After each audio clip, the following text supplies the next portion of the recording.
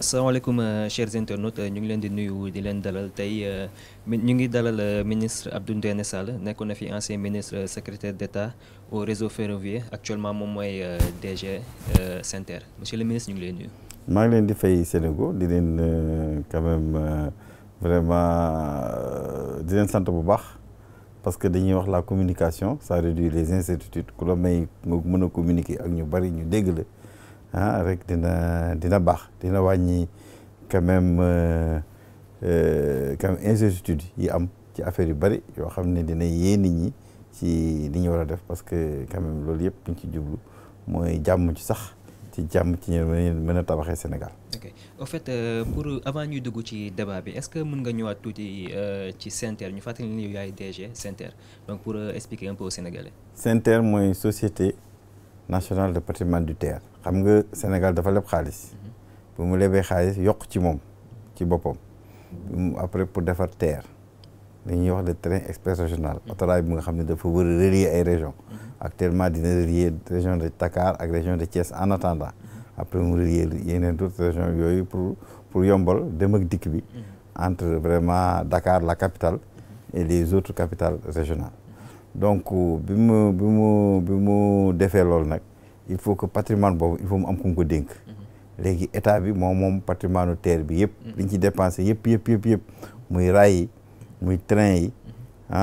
muy système bi dafa am benn système moom lépp état bi Sénégal moo ko moom Sénégal bu moomee loolu nag il faut mu dénk ko pour état bi di ko yore di ko exploiter day metti il faut ñu defar benn société boo xam ne moom la koy dénk pour mu koy exploiter loolu moo tax SENTER juddu APIX li mu doon def rek mooy que ministère des infrastructures ministère des infrastructures des transports et du désenclavement moo waroon defar TER bi moo ko waroon defar maintenant mu jël APIX bras armé def ko maîtrise d'ouvrage délégué maîtrise d'ouvrage bi ministère la APIX yi doon maîtrise d'ouvrage délégué pour mu liggéey TER bi c'est-à-dire mu lancer appel d'offres yi jox koy entreprise yi di ko liggéey mu daal di koy surveiller bu ko defee entreprise yooyu bu ñu déposé seen décompte moom mu validé ko yónnee ko bailleur de fonds yi fay donc moom ci TER bi moom moo yore quand même li ñuy wax exécution c'est-à-dire pour moom ak entreprise yu mag yi ñu jël pour ñu liggéey léegi bu liggéeyee ba pare day def transfert daf may transférer l'ensemble du patrimoine man maay organiser pour xool nan nañ koy exploiter bu defee ma jël benn contrat de gestion jox benn pàcc bi nga xam ne mooy trafic bi dem ak dikk bi train yi ñu ngay dem ak dikk ñuy jël ticket yi ñuy réparer TER bi ak ñun ñëpp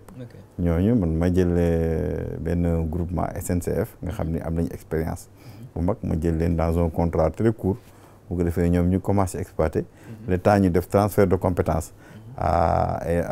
au Sénégalais pour ñu jël ko en charge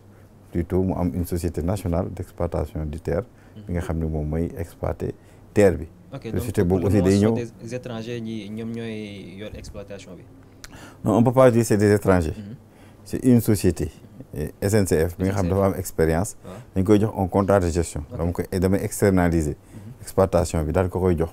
mais man maa koy surveiller. te exploitation boobu dañu ko wax ni que l'ensemble des personnels bi muy jël ay personnels sénégalais lañu. moom tuuti rek la ñuy jël ci administration bi ci kii bi ci dañuy wax gouvernance tuuti expatrié te expatrié yooyu dañ leen war a remplacer à un certain bout de temps pour lépp nekk loxo Sénégal c'est-à-dire c'est pour ne pas prendre le risque dès le début de l'exploitation parce que quand même xam nañ ni transport ferroviaire dafa am benn secteur bi nga xam ni quand même gouvernement yi dañ ko abandonné woon donc genre transfert compétence pour que ñu mën ko jël en charge totalement ok donc TER bi c'est vrai que boobu ba léegi bëri na coow donc annoncé nañ fi ay milliards ñi ngi naan 600 ñi ngi naan 800 am ñenn aussi ci opposition bi neen dépensé nañ plus de 1000 milliards donc diggante bi boobu ba léegi ñu ngi annoncé démarrage TER bi à maintes reprises en 2019 président Macky Sall soo gisee inauguré na ko après inauguration bi ñu bëri ñu ngi doon xaar démarrage TER bi boobu ba léegi ça tarde récemment aussi annoncé waat nañu démarrage bi en décembre donc exactement lan mooy TER bi kañ la nar a fonctionnel selon vous. ñi ngi dawal pour que mise en exploitation commerciale mooy que nit ñi di ci dugg di fay billet di mën a am soxla ci l'ensemble des 14 gares mën cee dem. donc kooku ñu ngi ko espérer le 24 décembre. mais problème bi mooy vraiment il faut ñu revenir man loolu ci explication yoo xam ni nit ñi mën nañu ko dégg. parce que man mii lay wax ni quand même malgré que j'ai été ministre délégué nekk léegi nii le premier directeur général de SENTER la société patrimoniale du TER. mais vraiment réalisation ferroviaire. Vraiment, je suis une personne assermentée. Je parle de actuellement le 24 décembre, nous commençons à exploiter. Nous avons des performances mondiales. Je parle dans une télévision. Et si je me dis, je suis France 24, je suis dans toutes les télévisions. Quel ne peut démentir? Performance mondiale en termes de réalisation ferroviaire. Nous avons comme l'ensemble des performances, le président Moussa def ci plusieurs secteurs. Énergie, financement des entreprises, infrastructure ak performance mondiale la ñuy def en termes de réalisation ferroviaire. Parce que yenn saa yi nit ñi dañuy juum boo xamul la cartographie du TER. c'est-à-dire l'ensemble ñi yëpp nga xam ni daf ko TER bi da ko séq. TER bi toujours de 36 kilomètres 108 kilomètres la. 36 fois 3 parce que dañuy def ñeenti dañuy def 2 voies standard ak benn voie métrique. léegi muy ñetti voies yi boo calculer 36 multiplié par 3 muy 108 kilomètres. parce que bu ñuy calculer kilomètre de rail la ñu war a calculer. 108 kilomètres lañ def. y a à peu près fii ak Diamniadio y a 13 gares 14e gare bi mooy la gare de AIBD. nga def mur. parce que TER bi train électrique la. dañoo jógee ci train diesel. bi nga xam ne amul danger ñu def un train électrique. avec un système très compliqué. moo tax ñu def un mur en béton de part et d'autre 36 kilomètres de mur de part et d'autre muy 72 kilomètres de mur. xam nga boo defee mur nit ñi dootuñu mën a ñëw ci emprise du TER bi. donc il faut nga defal leen ay passerelles. ñu def à peu près une 50aine de passerelles. à chaque 300 mètres am na passerelle. def aussi des ponts 19 ponts. def à peu près 16 ponts yu enjambé def ay pont rail yi nga xam ne dañuy toog ci suufu rail bi def ci à peu près ay 16. ba pare def un système vraiment d'assainissement complet gis nga actuellement. gis nga ni banlieue bi actuellement on parle d'inondation. mais TER bi toujours bu doon taw xam nga fi mu jaar yëpp c'est des zones inondées. dañ daan am problème inondation mais ren amuñu ko parce que on a réglé quand même le problème d'inondation de la plateforme ferroviaire. la plateforme ferroviaire drainer ko pour génne ko ci plateforme bi. vraiment c'est un travail de titan la ñuy def boo xam ni que sérieusement je vous dis en tant qu'expert ferroviaire c'est une très grande réussite. boo gisee ñuy wax 2019 la ñu waxoon réception c'est pas une réception c'était une réception parce que TER boo koy def il faut nga def ko par pàcc. c'était une réception par pàcc la pàcc bi bu baaxul rek doo war a continuer ci yeneen pàcc. c'est réception des 2 gares emblématiques mooy à gare de Dakar ak gare de Rufisque ak la continuité ferroviaire. train bi mën a jógee Diamniadio ñëw ba gare de Dakar. te loolu def nañ ko parce que président dugg na fa. ay partenaires am dugg na fa ak BAD ak BID ak l'ensemble des partenaires mu dugg ci train bi jógee Diamniadio ñëw ba fii donc pour la première fois ñu am un train électrique en continuité mu mën a daw Diamniadio ak TIC sans aucune contrainte. Donc maintenant ak des ñaari gares yooyu. maintenant je vous dis dans le monde. même ay Côte d'Ivoire am nañu projet bi. ils ont pris 2012 2035 12 ans. Maroc am nañu projet ils ont pris 6 ans 7 ans. Algérie ils ont le projet ils ont pris 6 ans 7 ans même en France un projet pareil ils prennent plus de temps. mais fii bi ñu ñëwee président damay changer cadence. li nit ñi doon def en 4 ans man bëgg naa ko def ci benn at. te ba léegi yi nga xam ne song na ko di ko def réussir na ko donc c'est ça donc TER bi aussi bu ñu paree c'est dans le même cadre que dañuy wax ni sur la construction ferroviaire réussir nañu en faisant quand même une importante infrastructure en un temps record. ok mais date bi ngeen joxe actuellement. donc date bi ñu joxe xam nga construction ferroviaire kenn mënul wax date bi nga joxe rek date boobu mooy teg parce que président dafa teg lu mu wax la sécurité. la certification dafa bëgg un TER de Dakar ñu aligné ko aux normes sécurité internationale moo tax ñu jël un cabinet de certification international boo xam ni c'est un cabinet assermenté bi nga xam ne moom mooy ñëw vérifier la certification de la sécurité des infrastructures fixes, du matériel roulant et du système. Vérifier la performance opérationnelle du système dans son ensemble en termes de fiabilité, maintenabilité, disponibilité et sécurité. Ñu def une marche à blanc de 2 mois pour xool quelle est la performance de ki ñu jël SNCF bi ñu jël malgré qu'il est tout le monde sait qu'il est performant en France mais il faut ñu tester fii 2 mois l'ensemble des procédures est-ce que il est performant mën na def affaire bi et tout ça ñu doog a am autorisation de mise en exploitation commerciale mooy que TER bi mën na jël ay nit de manière sécuritaire ce cabinet là rek il fait une certification c'est un cabinet international c'est le Sénégal mënu ko imposer léegi loo xam ne c'est pas sécuritaire mu signer ni c'est sécuritaire donc c'est un examen presque qu'on va faire sur ça et on est en train de travailler avec lui depuis 2 ans donc yu bari déjà certifié na ko et tout ça mais s'il n'y a pas de problème normalement le 24 décembre mën nañu daw. Inch'Allah. Donc on parle aussi de la cherté des prix donc qui varie selon certains entre 500 800 et 1000 francs donc est-ce que loolu selon vous yenn na maanaam par rapport xam nga des fois toujours ñi si ëpp banlieue ba li ñuy jógee bon te li si ëpp soo xoolee ay car rapide wala bus nañ doo jël 200 francs egg fi ñu ville wala fi ñu seen destination. non xam nga problème mooy da nga koy comparer ak les prix qui s'appliquent actuellement. kenn mënut a jógee actuellement Diamniadio ba fii ba Dakar fay moins de 1000 francs boo ma gisee rek ci benn système de transport wax ma ko ak loo mënti jël. am na kii mooy Dakar dem di kii jógee fii di dem fële AIBD c'est moins cher je pense. ñaata la ñuy fay. Bon sérieusement je pense que dépensé wul 500 francs. non ça ne se passe pas comme ça xam nga problème bi mooy Dakar dem dik dañ ko ñëwoon teg rek parce que solution de facilité la en attendant que TER bi dox. mais bu TER bi doxee loolu yëpp TER bi moo ko war a def donc booy def prix un prix dafa am un indicateur social un indicateur économique et un indicateur de rationalité ñett yëpp ngay boole parce que prix bi bu fekkoon dañuy def prix bi rek prix bi normalement teg rek dañuy def prix bi nga xam ne dinañu permettre ñu rembourser TER bi mais defuñu loolu dañuy def enquête d'acceptabilité du prix enquête boobu dañ ko def ci ñi nga xam ne ñoo jël ñi nga xam ni am nañu chance su jël TER bi ñoo xam ni ñoom dinañ ko jël ñi nga xam ne actuellement ñi ngi jël yeneen moyen de transport di dem fi ñu war a dem ñu def ko enquête sur toute la ligne l'ensemble loolu la ñuy wax étude à l'ensemble des gens yi ñu interrogé ni leen prix yi dañu bëgg def prix yi ñu bëgg def ñu def statistique bi jël le prix moyen bi ñu defoon demaat ci président mu wàññi ko encore donc vraiment on n'a pas de problème sur les prix. mën nañu jàll fa am subvention état wala. am na ci am subvention état. ok donc est-ce que c'est pas aussi une façon peut-être pour amortir li ngeen dépenser ci TER bi. non amortir duñ ci amortir defuñu TER bi boo xamoon rationalité TER bi on ne cherche pas à amortir le TER li ko fi indi mooy c'est autre chose li gën ñaan le coût du TER le coût de l'inaction boo ñu toogee defuñu dara pendant un certain temps loolu mooy financer TER bi.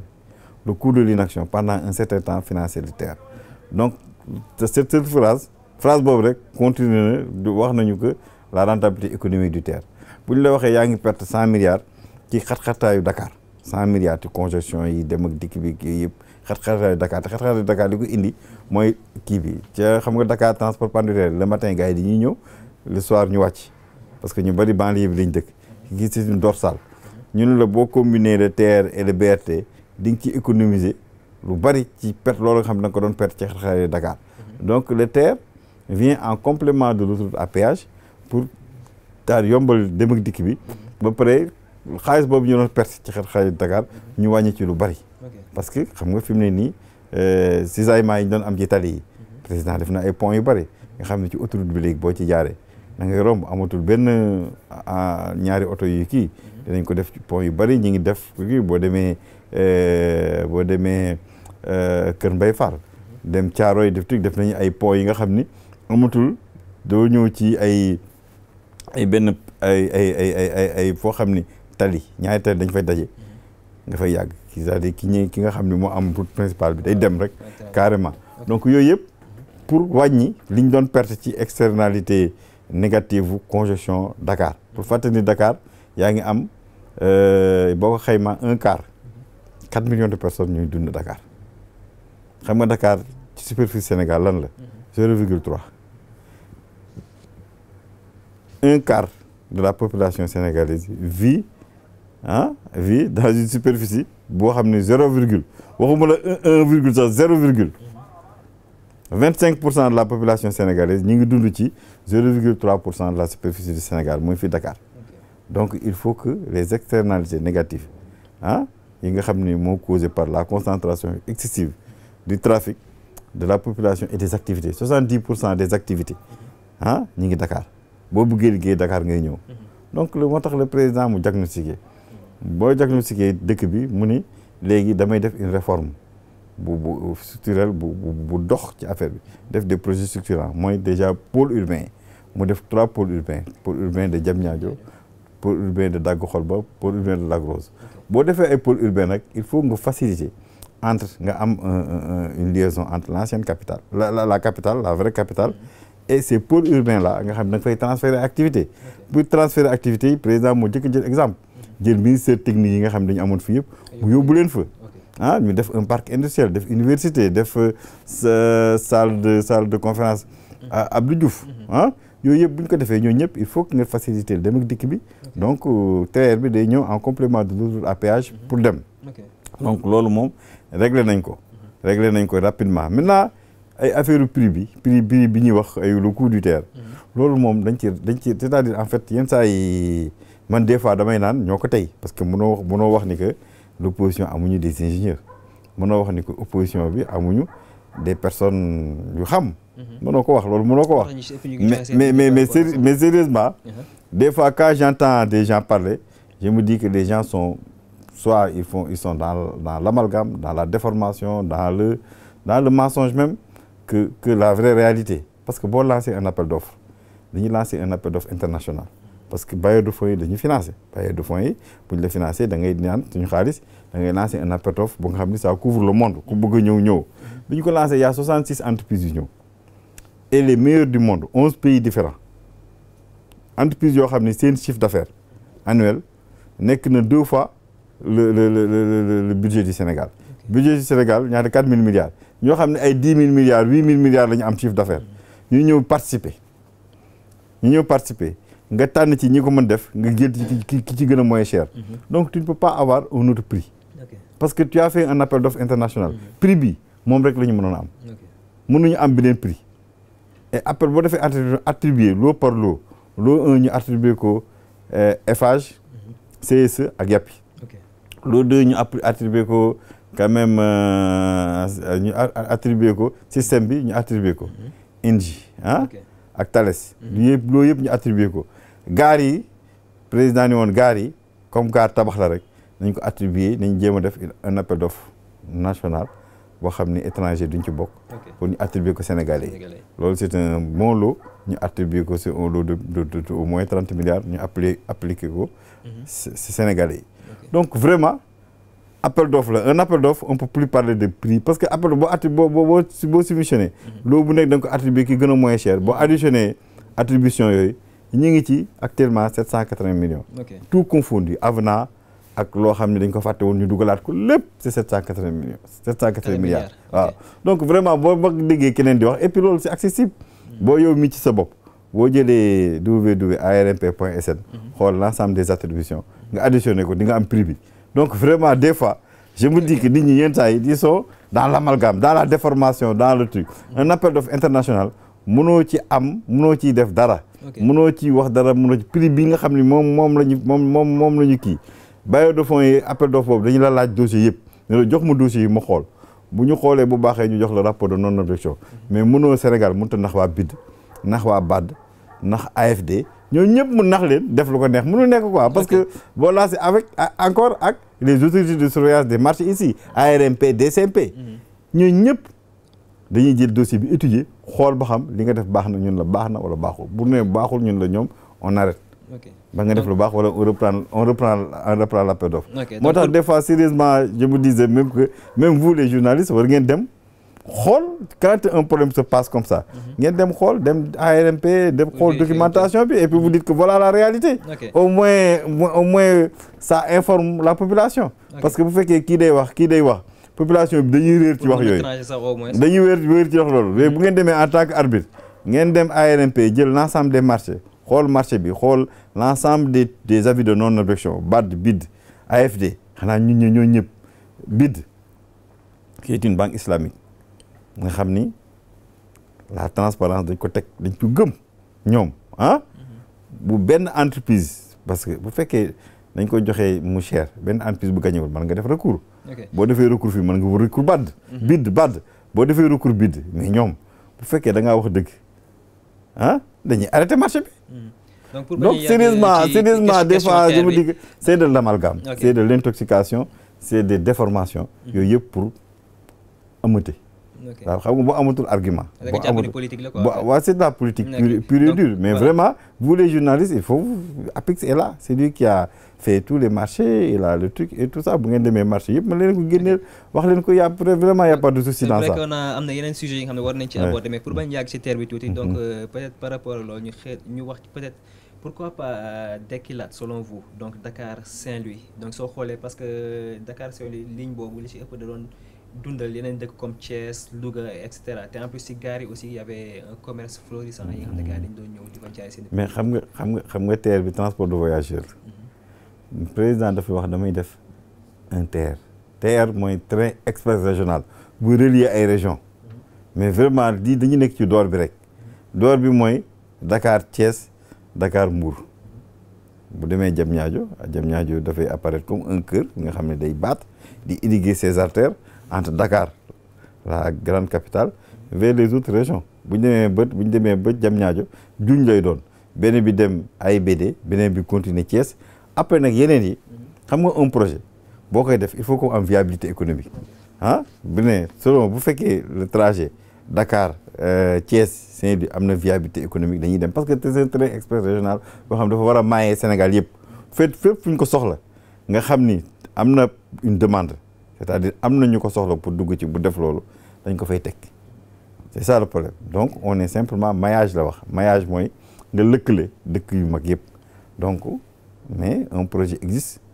en fonction quand même des paramètres économiques de l'analyse de faisabilité économique bu ñu demee ba Thiès on va regarder quelle est la demande de transport voyageurs au niveau de Saint-Louis bu fekkee jar na ko ñu def boobu mais Dakar mais côté Tamba bi y a pas de problème parce que boobu déjà en coopération avec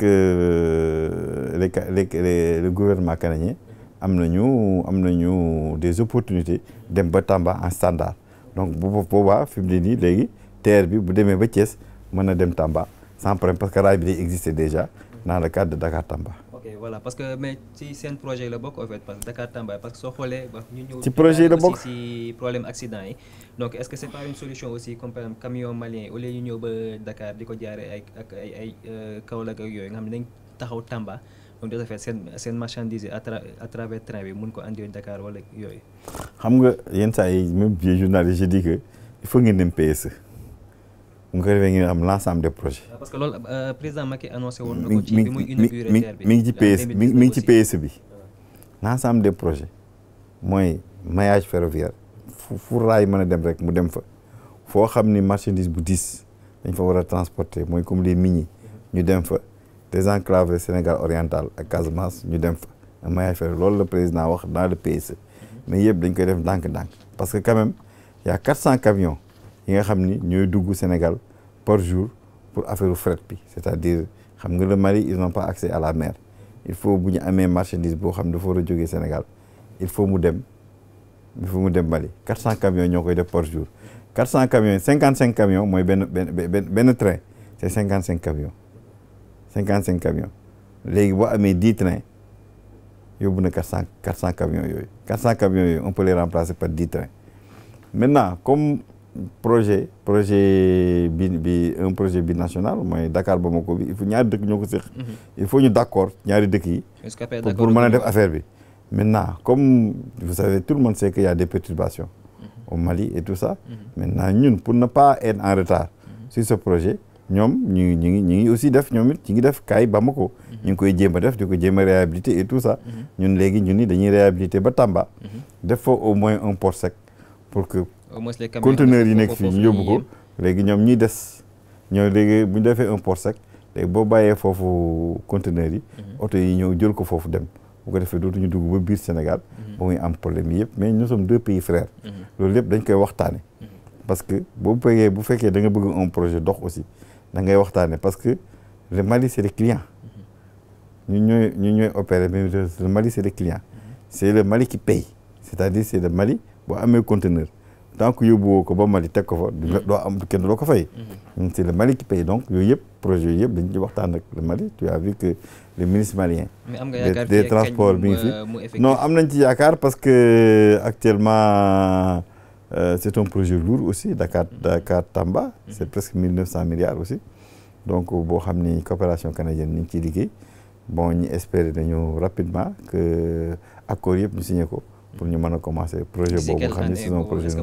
non man topp projet boobu keneen lañ ko dénk ministère lañ ko dénk ministère des infrastructures des transports terrestres du désenclavement ak les chemins de fer du Sénégal nga xam ne beneen directeur moo fa nekk mais vraiment Espagne bi ma nekkee ministre délégué on avait un objectif nga xam ni que avant fin d'année bi 2021 dañuy def au moins la continuité bi nga xam ne day dem ba Tamba au moins ñu régler ko réhabiliter ko en attendant ñu teg raay bu bees tàq boo xam ni moo koy teg man espérer naa daal ci 2022 bi vraiment projet boobu ñu commencé ko. ok donc ñu dugg ci beneen chapitre concernant un peu les inondations donc d'une manière générale actuellement naka nga ko jàngatee inondations yi avec les milliards yi nga xam ne annoncé woon nañ ko depuis daaw mais soo xoolee presque les mêmes problèmes ñooy persister actuellement surtout soo xoolee nga jël exemple Kër Massar donc avec le plan Orsec ak yooyu milliards yi ñu annoncé donc ban analyse nga si mën a andi. analyse mi ngi ci am analyse bu ma mën a indi mooy que dañuy nekk ci liggéey xam nga ku nekk ci liggéey nag ci liggéey bi pareegul parce que xam nga dañu amoon plan décennal 2012 2022 déwén lay jeex bala ñoo mën a évoluer dëgg les impacts du plan ak lan la plan bi indi il faut mu jeex loolu tax mais vraiment man ni ñuy gérer inondation bi ni ñu koy définir vraiment président bi mu ñëwee dafa wax ni que gestion bi ñu koy gérer di chaque fois ñu wut ay kii di pomper ak yooyu loolu arrangé wu ko dañuy def un plan te vraiment fi nga xam ne def nañ fa projet ba mu pare yëpp taawatul bu yàgg bu commencé taw Kaffrine ñu doon jukku yuuxu ak Sédhiou ak yooyu yëpp tu as vu ak banlieue bi une banlieue proche Pikine yooyu yëpp dafa amoon inondation mais fi nga xam ne projet bi jaar na fa boo demee Dalifort projet bi jaar na fa maintenant c'est sec maintenant foo xam ne liggéey bi pareegul mënuñu ci wax mais vraiment li ñu def xam nga inondation boo koy def da ngay def ay bassin versant da ngay diviser dëkk fi mu nekk en bassin versant mooy que ndox bi bu tawee c'est-à-dire ci ligne bi gën a kawe ay cercle lay doon non bassin bi mooy fi muy wàcc c'est-à-dire fi muy jógee fi muy jógee mooy l'ensemble des eaux qui sont traînées par le bassin c'est-à-dire fi muy jógee crête bi muy jógee fi gën a kawe lay jógee ñoo xam nga écoulement des eaux c'est des écoulement dafa am direction sens des zones de haute pression vers des zones de basse pression loolu moo lay jox différence de pression mooy tax eau di écoulé wu tu as vu moo tax yenn saa yi ñuy wut pompe boo di pousse si tu mets une pression pour que ndox mi génne dem yoonam donc problème mooy day jógee fële ñëw fii c'est normal parce que Dakar dëkk ndox la route des puits xam nga route des puits bii nii mooy route bi mooy Bourguiba boo jógee Bourguiba boo demee kii dem Bourguiba c'était route des puits waxi naan da nga naan waxi naan ay teen ñoo fa nekkoon mais yooyu yëpp boo demee zone de captage foofu la ñu doon capter ndox mi et tout ça mais yooyu yëpp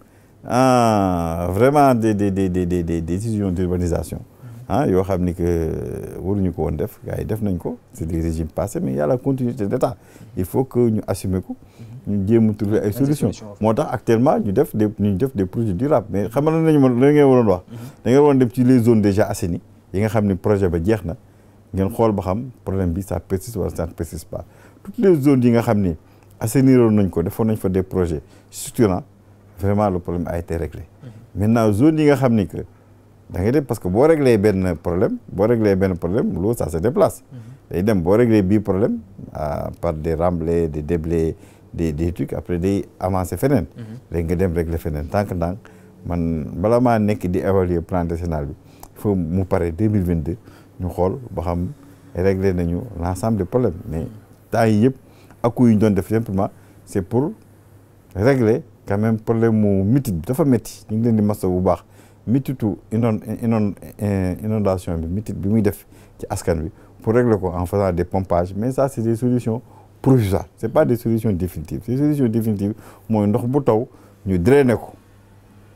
ko ba nga xam ni day dem fenn foo xam ni même bassin les bassins là c'est une solution transitoire il faut relier les bassins par un système de pompage bu leen yóbbu ci géej parce que géej parce que géej moo